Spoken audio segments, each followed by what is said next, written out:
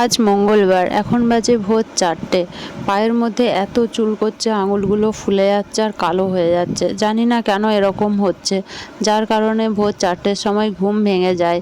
কিন্তু বসে এখানে ভাবছি কি করব। তারপরে হাইড্রোজেন পারঅক্সাইড ছিল, সেটা ভালো করে লাগালাম। আঙুলগুলোর অবস্থা দেখো, আমার নিজের পা দেখে নিজেই চিনতে পারছি না।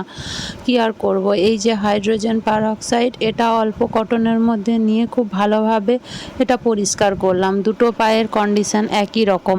এটা দিয়ে পরিষ্কার করলে জার্মস বা ফাঙ্গাল ইনফেকশন যদি হয় তাহলে কিছুটা ঠিক হয়ে যায়। দেখো এখানে লাগিয়েছি, সাদা বুদবুদ টাইপের হয়ে গেছে।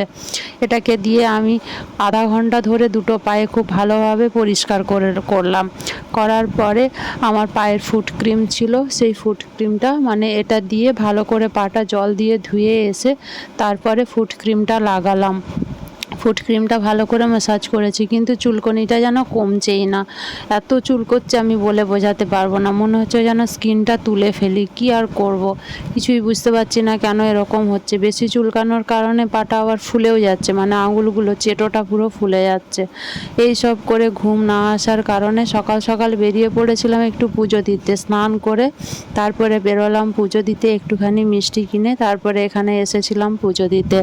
এখানে একটু পুজো দিয়ে বেশ কিছুক্ষণ আমি বসেছিলাম, আধা ঘন্টার ওপরে 1 ঘন্টা মতো এখানেই আমি বসেছিলাম। খুব মনটা খারাপ লাগছিল, কিছু ভালো লাগছিল না।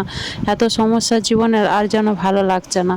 পুজো দিয়ে যাওয়ার সময় অল্প কিছু নিজের জন্য খাবার কিনে নিয়ে বাড়ি গেলাম। তারপরে বাড়ির কাজকর্ম সেরে সন্ধ্যাবেলায় একটু মন্দিরে গিয়েছিলাম আজ পুজো বলে। এইভাবেই কেটে গেল আজকে সারাটা দিন। আর জানি না কিভাবে কতটা ভিডিও আপলোড করতে পারবো। সবাই সুস্থ থেকো, ভালো থেকো, সাবধানে থেকো। কেমন লাগলো কমেন্ট